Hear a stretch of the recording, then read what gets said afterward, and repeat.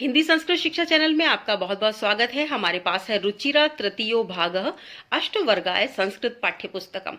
रुचिरा तीसरा भाग 8वीं कक्षा के लिए संस्कृत की पाठ्यपुस्तक, ये आप देख रहे हैं एनसीईआरटी की पुस्तक है और राजस्थान में जो पाठ्यक्रम चलता है वह पुस्तक है ये।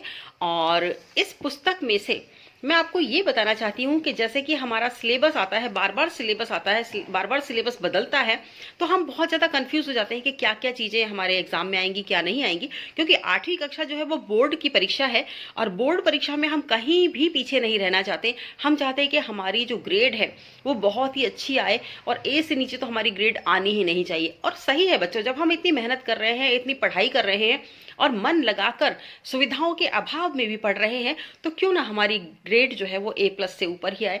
और हमेशा हमारे जो नंबर हैं वो या जो ग्रेड है, नंबरों के आधार पर ही ग्रेड बनती है।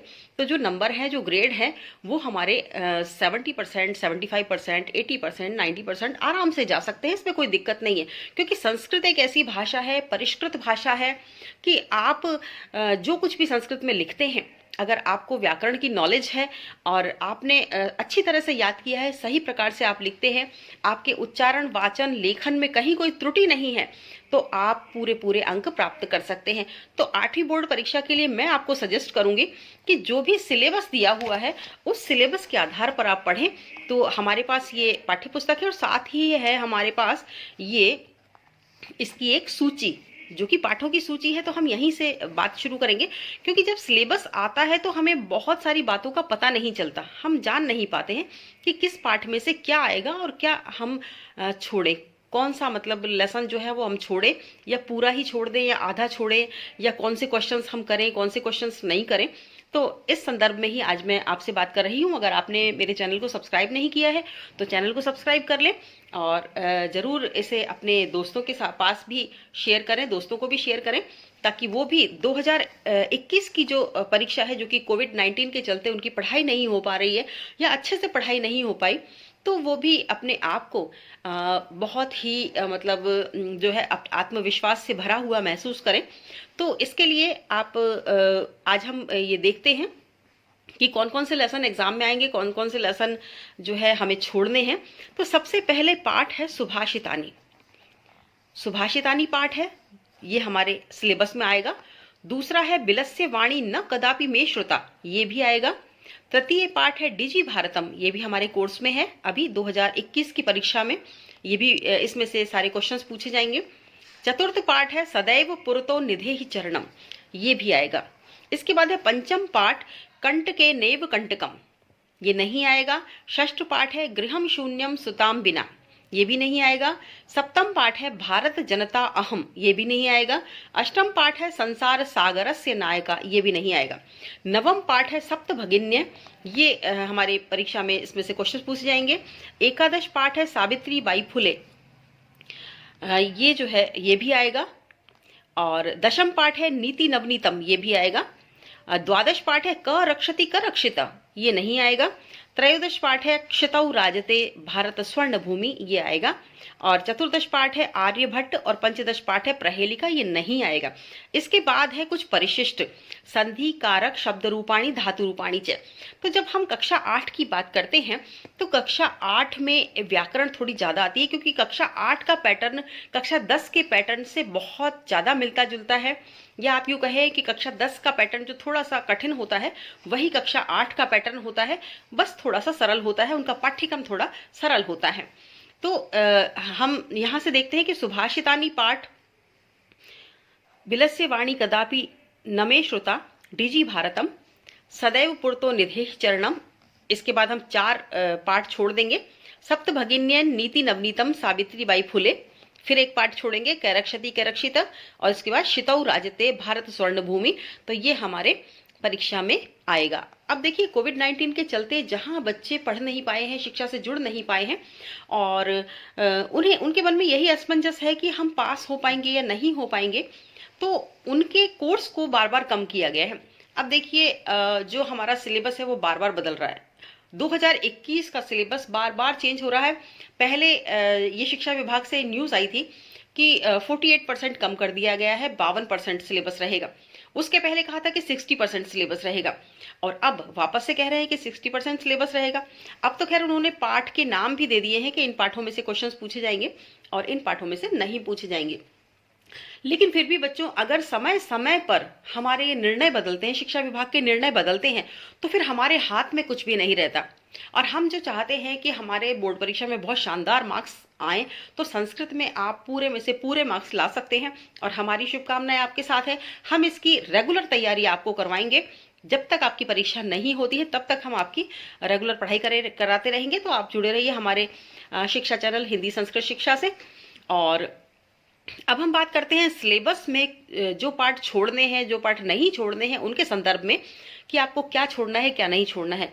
तो हम जो ये पाठ दिए हुए हैं जो सिलेबस में आएंगे, हम इस पे नंबर लगा लेते हैं। सुभाषितानी नंबर 1, विलस्य वाणी कदापि न मे श्रुता नंबर 2, डिजी भारतम नंबर 3, सदैव पुरतो निधेहि चरणम नंबर 4।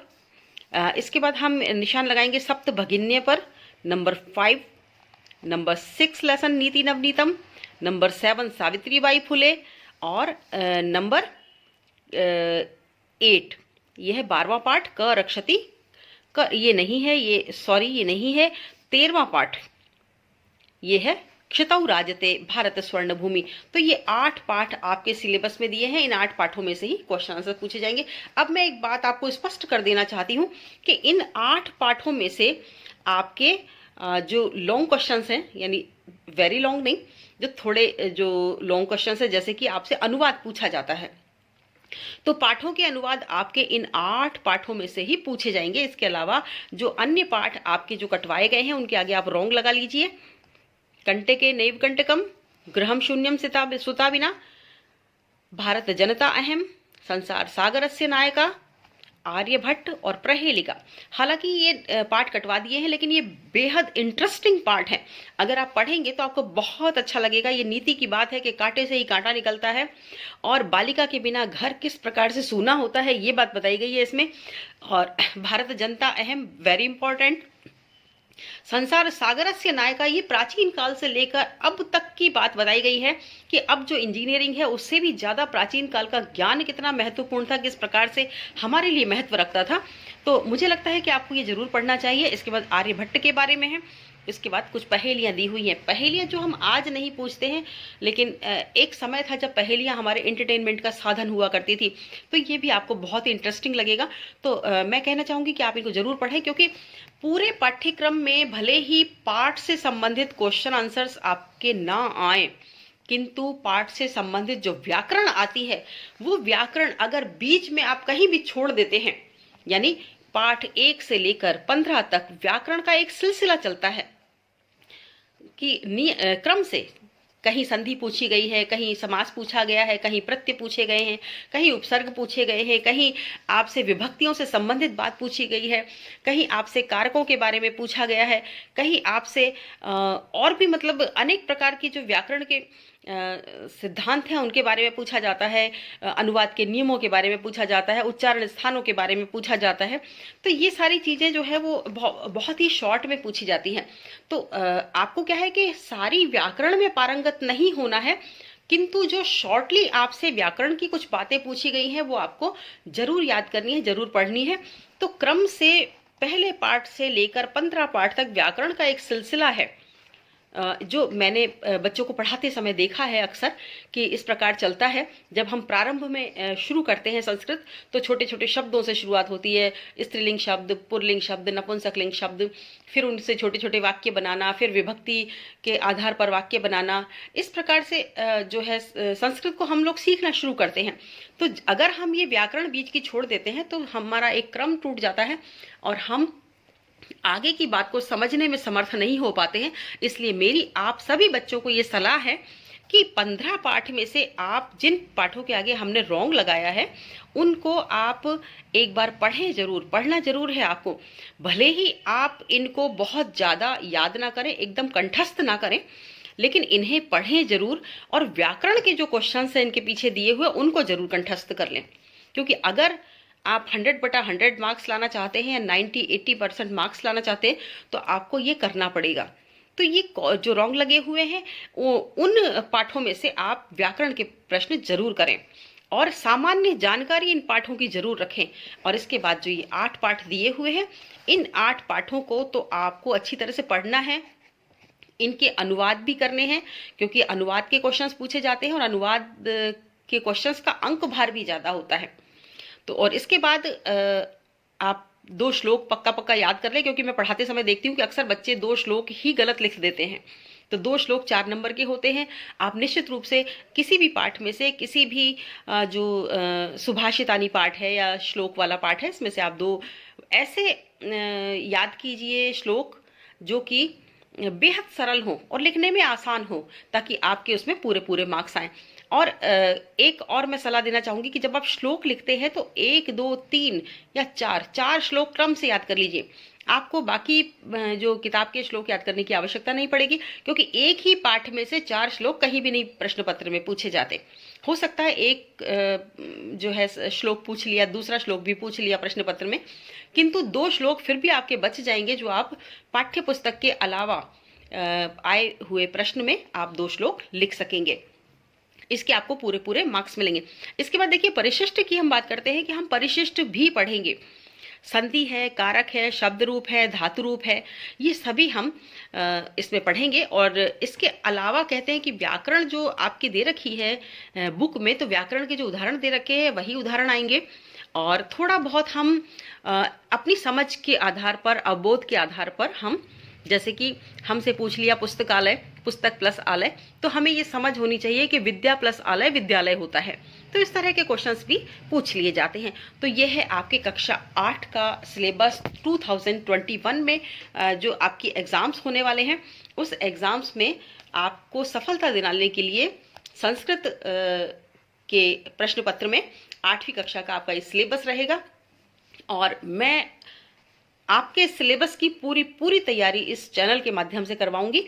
तो जुड़े रहिए हमारे संस्कृत शिक्षा चैनल से, हिंदी संस्कृत शिक्षा चैनल से, और अपने जो एग्जाम की तैयारी है वो रेगुलरली करते रहिए।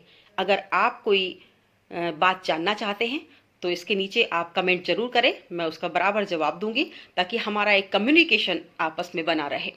धन्यवाद।